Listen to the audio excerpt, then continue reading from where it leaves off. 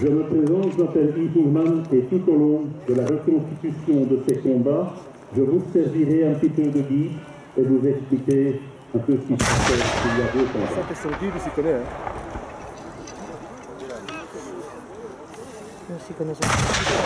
Avant d'aller plus loin, les organisateurs tiennent à souligner que les chevaux présents sur ce champ de bataille sont attirés à ce genre d'exercice et qu'ils ne risquent rien. Vous non plus, vous ne risquez rien. Les organisateurs militaires tiennent à souligner que toutes ces armes à feu et canons sont sans danger pour vous, le public. Nous vous demandons de respecter les consignes de sécurité qui vous seront transmises par les stewards ainsi que par les organisateurs militaires. Et surtout, je vais me répéter, de garder vos enfants près de vous durant toute la bataille. Ça va faire du bruit et après ils en garderont un très très bon souvenir.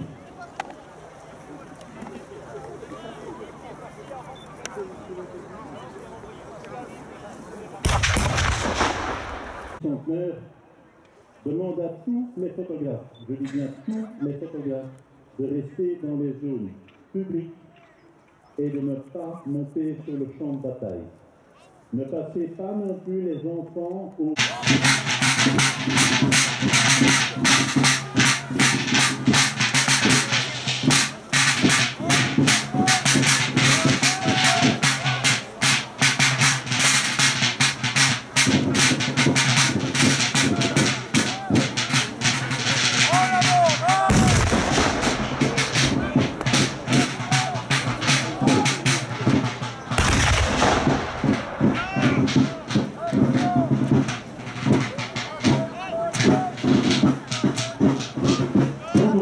Maintenant que les troupes françaises sont montées sur le champ de bataille et sont montées à s'aligner.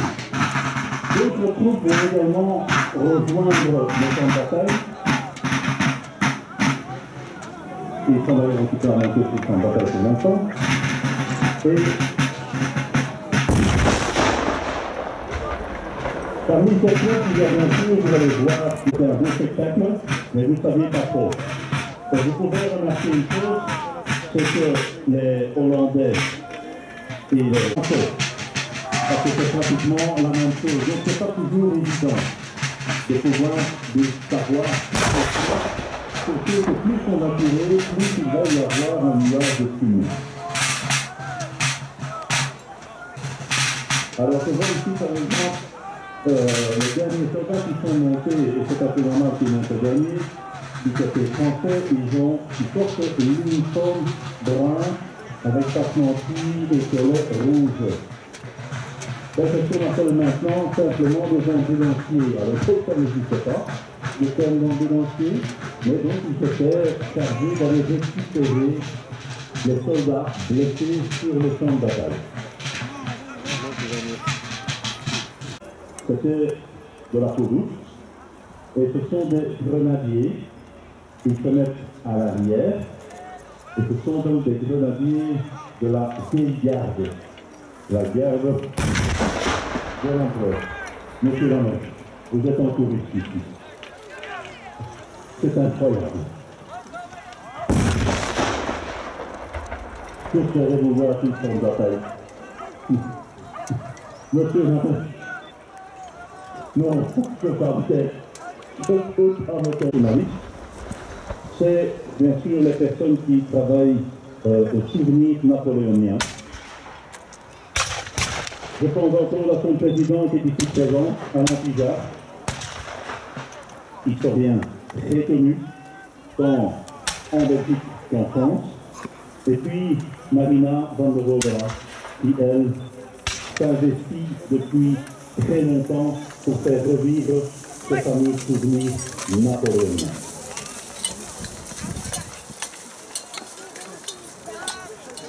Napoléon Ier, survaincu à leur tour.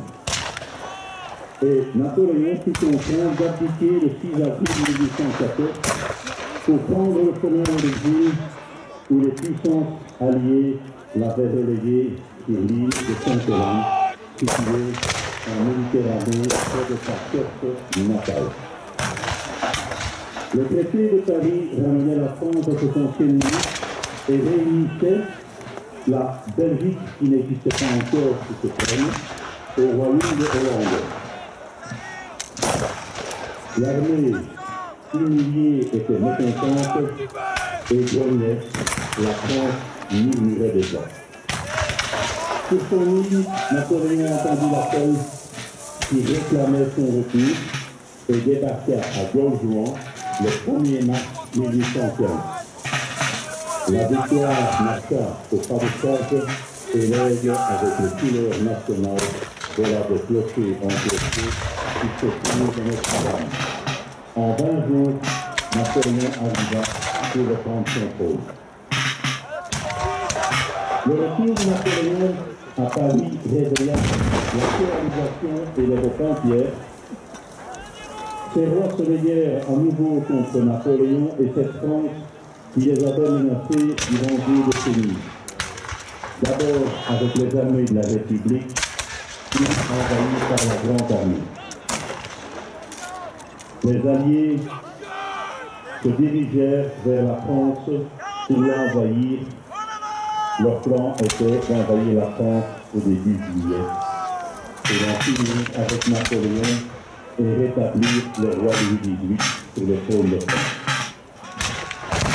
Napoléon se sentait pas menacé.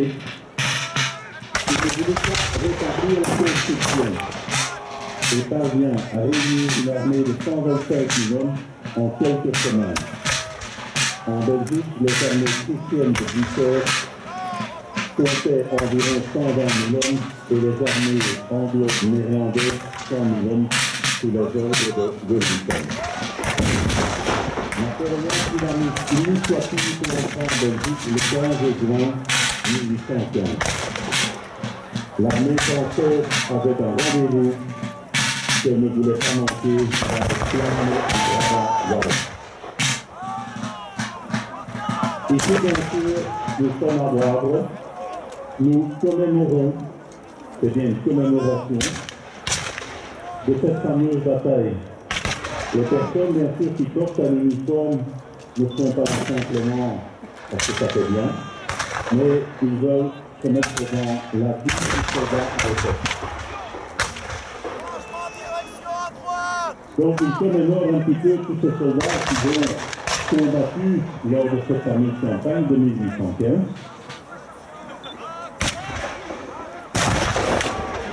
Et de ce fait participe à des pouvoirs un petit peu partout dans toute l'Europe.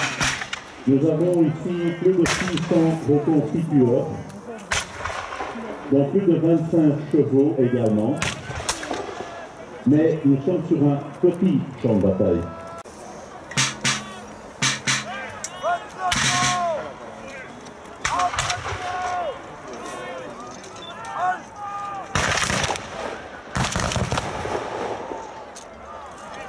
Je remarque une chose, c'est que vous, le nombreux public, vous êtes venus ici tirer un petit peu en tenue de vacancier, vous avez bien raison. Tous ces soldats qui sont devant vous sur le champ de bataille ont revêtu leur uniforme. Les uniformes de maintenant sont refaits exactement comme à l'époque. Tous les respectés sur la moindre détail. Donc le détail est à la fois jusqu'au bouton d'uniforme qui a été recopié pour être à l'identique des boutons que portaient les soldats, la possibilité d'aller à la maraude pour pouvoir s'alimenter.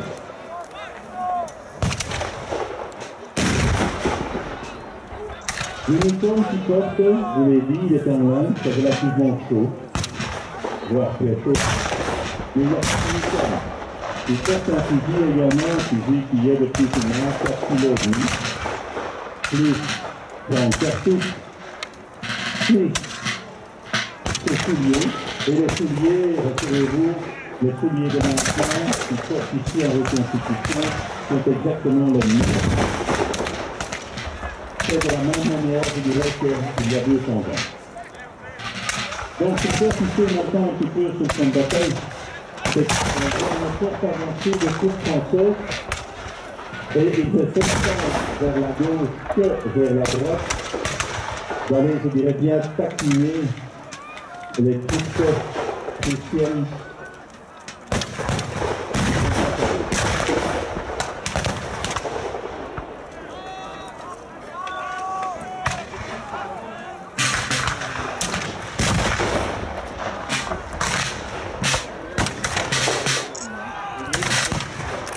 À l'époque, le mouvement sur un champ de bataille, c'était bien sûr soit vers la gauche, soit vers la droite. Et ça fait un petit peu, on entendait, parce que le fusil de l'époque n'était pas précis comme maintenant, loin de là.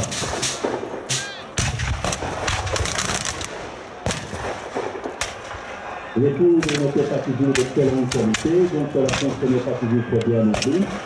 Et tous les soldats avaient sur leur fusil une baïonnette, parce qu'au moins la baïonnette, en cas de corps à corps, ils pouvaient bien sûr mieux se défendre qu'avec un fusil. Le fusil de l'époque, par la roue du fusil, pouvait sortir en 12 temps, du moins pour le côté français.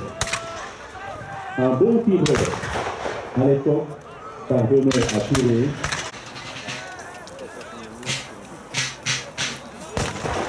si on parle encore d'uniforme, vous en avez réussi, puisque moi j'en ai déjà vu plusieurs, ils vont revenir aussi. Je vois d'abord ici qu'il y a la cavalerie hollandaise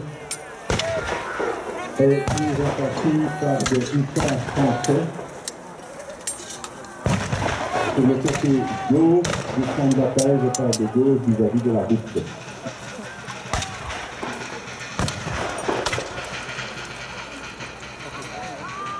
La cavalerie irlandaise retourne dans leur ligne et les hussards français restent maîtres de leur terrain de jeu.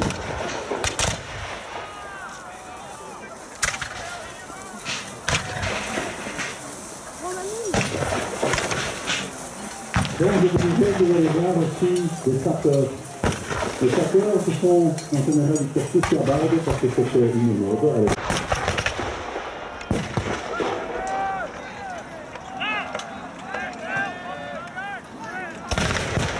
Et maintenant, on va vérifier un peu ça, bien sûr.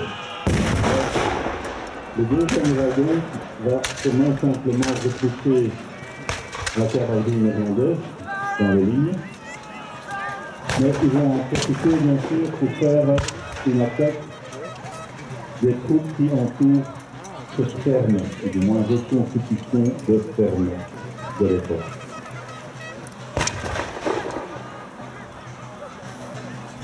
Vous avez peut-être encore plus évidemment que moi que dans le deuxième wagon, le trompette vient de sonner du clairon. C'est simplement pour passer de naissance à la cavalerie de se regrouper. C'était le seul moyen efficace de pouvoir communiquer entre le tambour et la trompette. Pour les Écossais, ils avaient un instrument bien redoutable pour la famille Tournemuse qu'on entendait de très loin.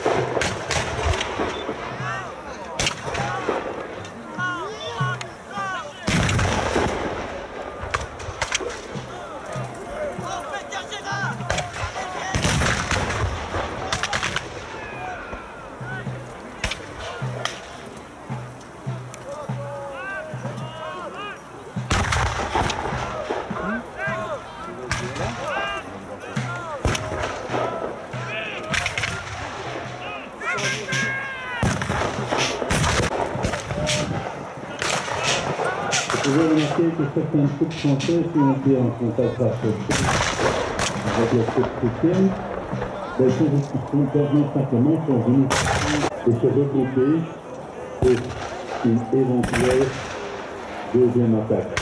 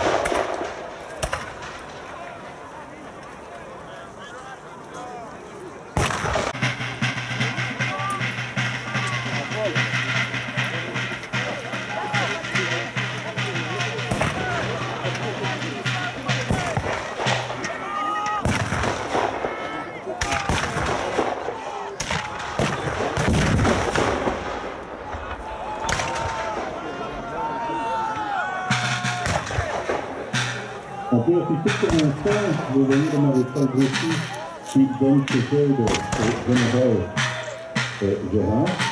Et j'ai appris son chef qui dit que l'attaque est assez nette. Et que le résultat le problème du changement de la donc il faut maintenant un petit peu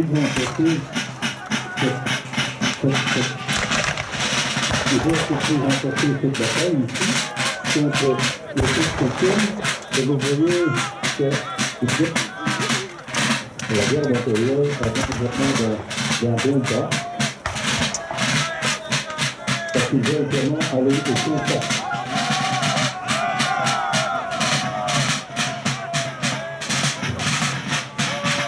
Vous voyez que l'article, il est allé au contact. Et je disais, mais bon, si on ne fait rien, il faut qu'on arrive à côté, on va avoir cette année qui nous empêche de passer la vie. Cette année pour après 12 juin 1815.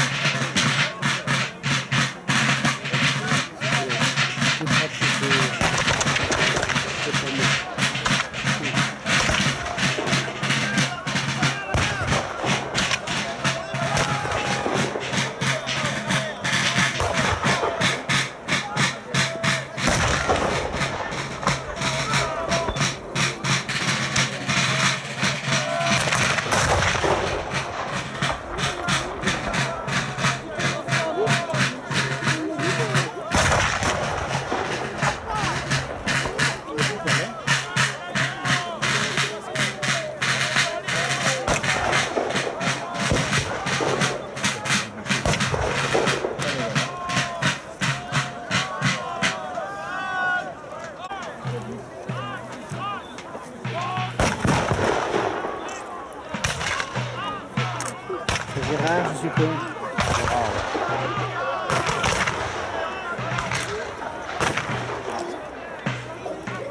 Donc au départ, on s'est servi de la Constitution, de cette fameuse loi sur la Constitution, la Jourdain de Bosch, qui a été de cette année-là était le 19 Festival ainsi, le 5 septembre 1798. Président Napoléon s'est fortement servi de cette construction.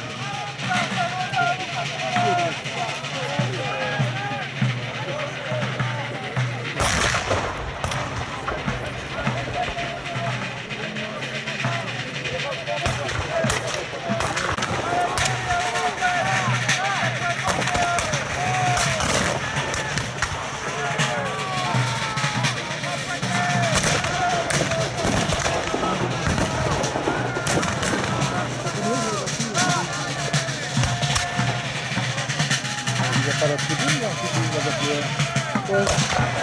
C'est pas une tribune, c'est une tonnelle avec des trucs. Ah ouais.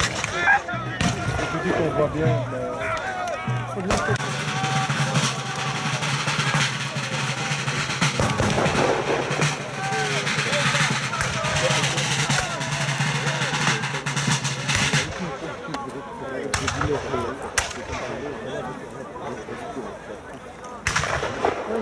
Je pense pas qu'on va se voir parce qu'il y a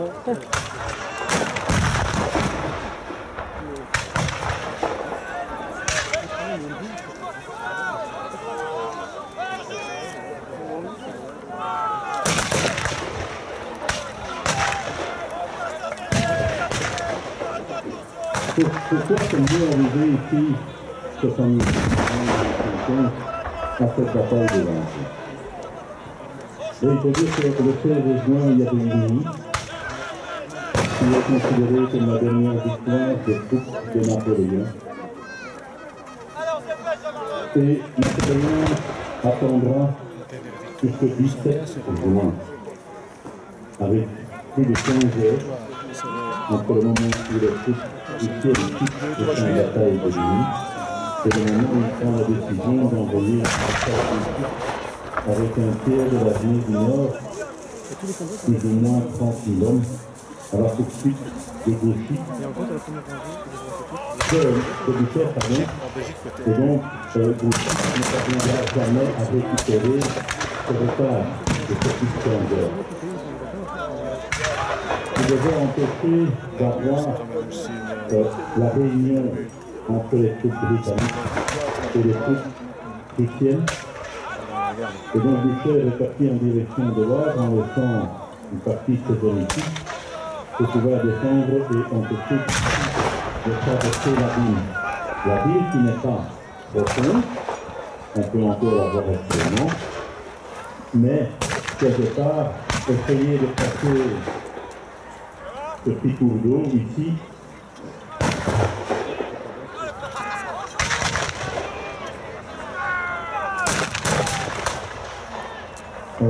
sous le feu de l'ennemi, vous allez vous rendre compte que c'était une expérience assez difficile à réaliser.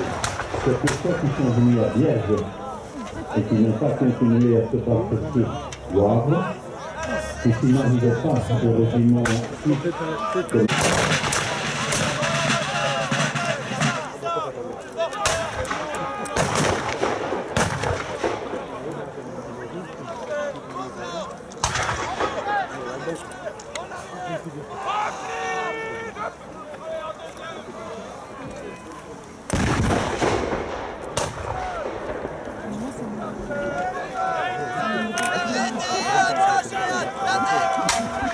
on peut entendre des choses de section qui crient le commandement pour essayer d'avoir un alignement correct.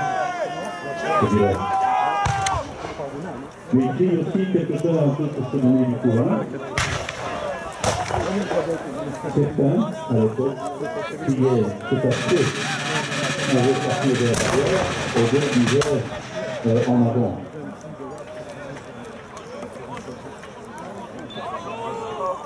Les jeunes, comme je l'ai expliqué déjà à une petite heure, les jeunes sont des esprits à l'identique. Les cartouches sont faits également comme à l'identique. La seule chose, c'est qu'il n'y a pas de projectile dans la cartouche.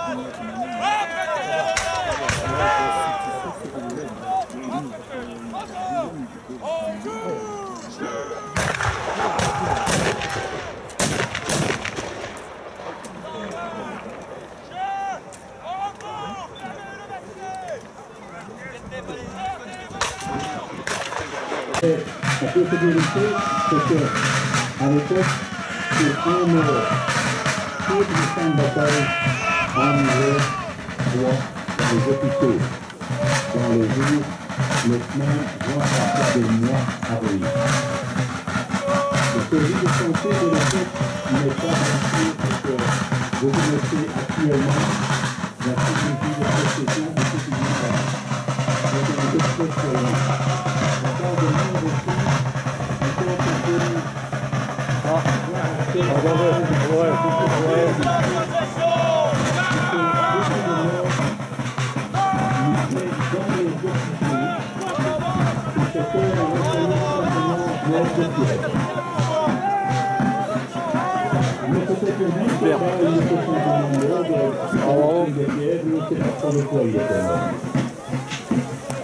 Les maladies vénériennes jouaient aussi un très grand rôle dans le quota des décès à l'époque. Peu importe le côté sur lequel on se mettait, que ce soit français ou coupable. J'aperçois maintenant ici que la garde impériale quitte le champ de bataille. Seulement de les laisser passer, ne vous mettez pas dans le chemin, ils vont pas s'arrêter pour vous. Gardez toujours les enfants près de vous. Je reviens donc au service de santé. Je vais vous inviter quand même à visiter aujourd'hui et demain aussi le bivouac. Et il y a des services de santé qui sont présents sur place. Et ces personnes vont vous expliquer ce que c'était. C'est que ça allait parfois très rapidement et on préférait consulter un membre qui donnait une chance. T'as l'impression qu'il est prisonnier, c'est mieux là. D'essayer de le soigner. Les médicaments, ils étaient pour ainsi dire quasiment inexistants. Je vais vous demander, c'est simplement de les applaudir très chaleureusement. Allez-y plutôt, et vous entendez ça là. Avec les médicaments, ils sont devenus un petit peu sourds. Et puis on va mettre ce qu'on avait mis au mur aussi. Je voudrais vous entendre de le faire encore moins, le vive l'empereur. On y va, 1, 2, 3. Vive l'empereur! J'en ai plus fort que ça. Vive l'empereur! Voilà, c'était super. Merci messieurs les reconstitueurs et mesdames les plus forts. À 10h30, il y aura devant le monument Gérard une commémoration avec l'ambassadeur de France et à 11h commencera la deuxième bataille de Wavre. Je vous dis 2h.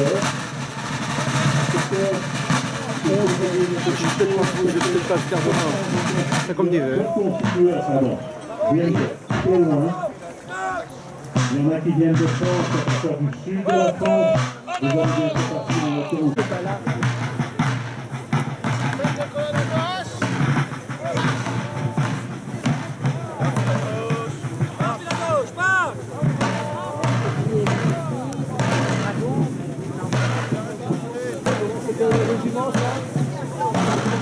Troisième de ligne, quatrième. Vive le troisième de ligne! Vive le troisième de ligne! Tout le monde! Il a plus de chance de dire ça.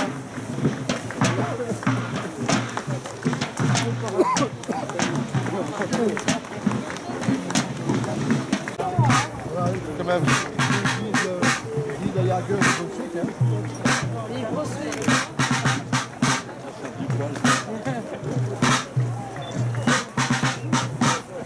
Alors, je voudrais vraiment vous faire une petite précision. Je veux me permettre de vous rectifier.